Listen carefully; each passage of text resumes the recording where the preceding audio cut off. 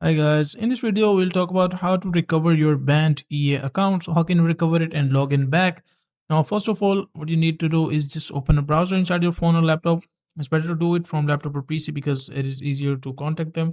So just search here on the search bar, write down EA account recovery. You can search, or you can search account issues, so that they will send you to this section, EA account support. Just open this one, and once you open EA account support, it will take you to this page. So from this page, scroll down, and inside the management and recovery section, what you need to do is just open this one, how to get back into your EA account. Just click on the first option, and it might load. It might take a few seconds, so don't worry. Scroll down, and can't if you there are like few solutions given which you can try them. Otherwise, scroll down. Just at the end, you will see an option still having issues.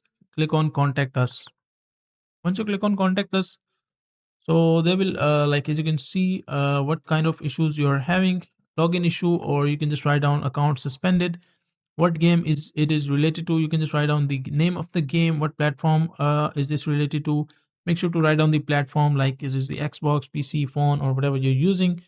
What platform are you using? Write down the platform, this one as well. And what's something you have purchased on your EA account in last 12 months?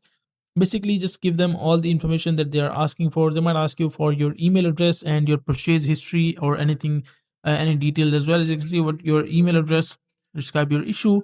You can just send them the login details, or the email address, the username, the purchase history, or anything related to your account which can help. Once you share all those details, you can also upload few screenshots of the problem, or you can say the proofs which you have for your account. Upload them and click on submit. Once you click on submit, their team will contact you like within 2 to 3 days, and they will tell you the further process of if they ask for further proofs, or if the proofs that you have given are enough to reopen your account. Once you have all the information, after that hopefully your account will be opened. So that is a simple and easy process of how you can do it.